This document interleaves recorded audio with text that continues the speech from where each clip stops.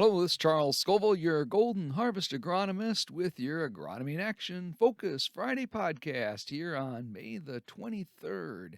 Today, I'd like to discuss the unique color of our emerged corn crop this year and also some diseases I expect to see as we make it through these next few days of cold, wet weather.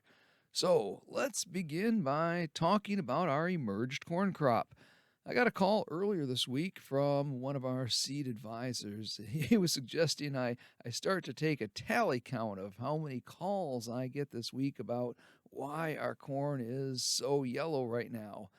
Though the count isn't too high yet, I do expect to get a lot of additional calls over the next few days with concerns about this poor yellow looking corn out in our fields right now.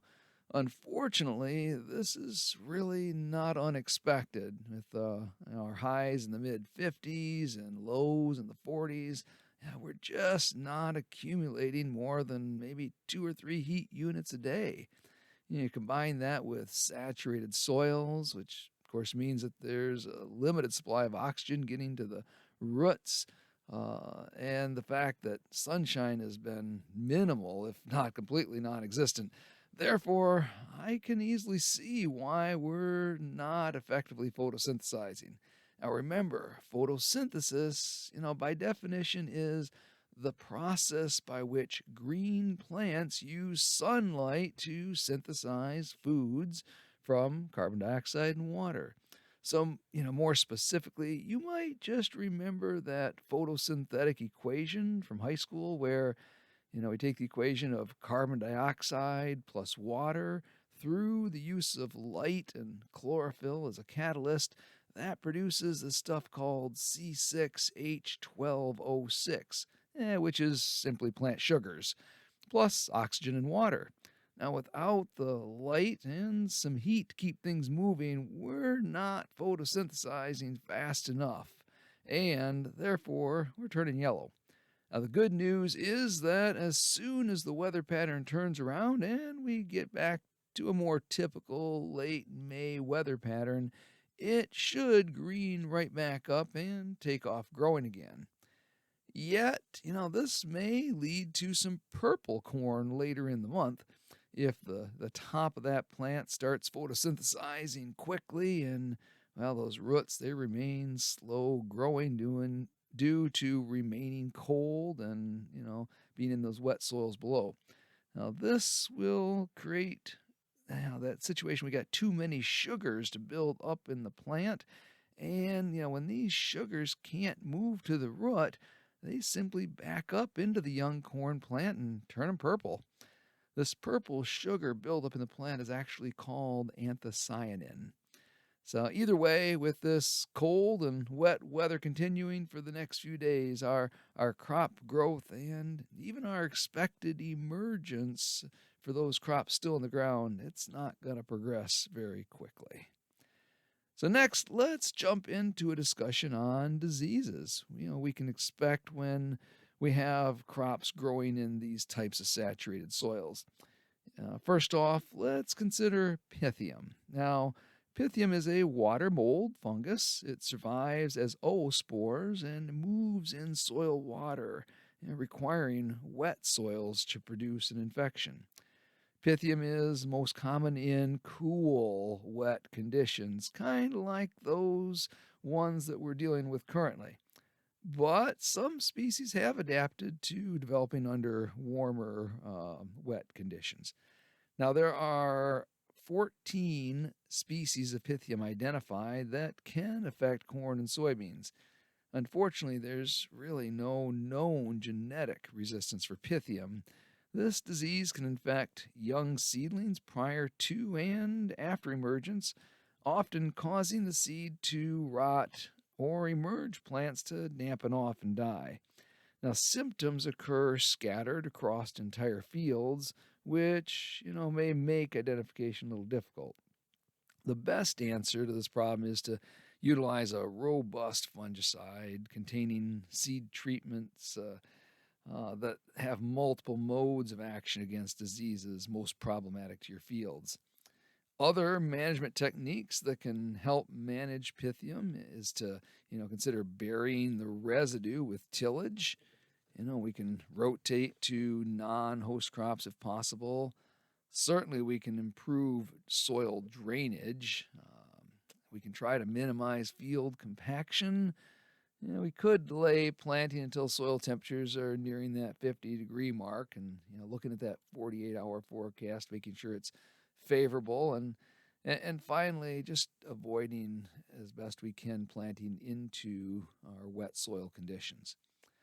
Now, the other soil disease I want to highlight today is one that we always think of in wet conditions, Phytophthora. Now, Phytophthora is also a water mold fungus, and it also survives as oospores and moves in soil water.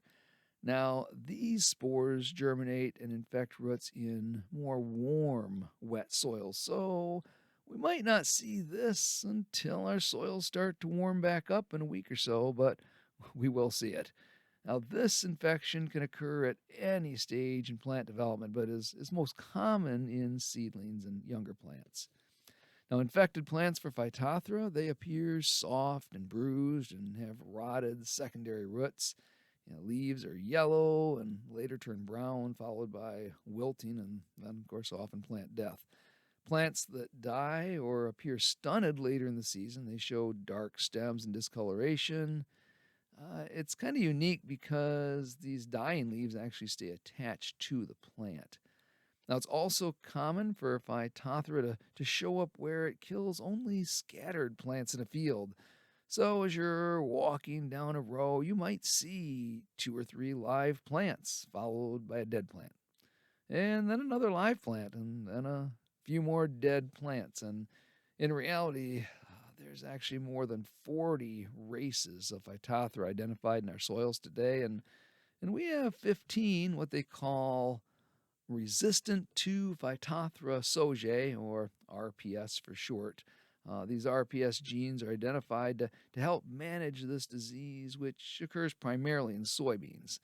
Now, of these 15 genes, actually only 8 are commonly used to develop resistant soybean varieties. Now, due to RPS genes being specifically developed to manage designated races of Phytophthora, infection can still be observed depending on the race present and the RPS gene used. Although, the same RPS genes can protect against other races. Now, the use of varieties with stacked RPS genes and absolutely the use of a robust seed care product with high levels of fungicide treatment are just critical when planting into soils that are known for Phytophthora issues. So at the end of the day, proper identification of these diseases is often the first step in determining the best future management practices for your farm. We can get a pretty good idea of what's going on through observations and digging affected plants, but you can also consult university or third-party labs to even better isolate and identify specific diseases that are causing your issues. So, as we wrap up this week's Agronomy in Action Focus Friday podcast, be sure to have some patience with the speed of your developing crops. Understand that at a rate of 2 to 3 heat units a day, nothing's going to emerge or grow very quickly.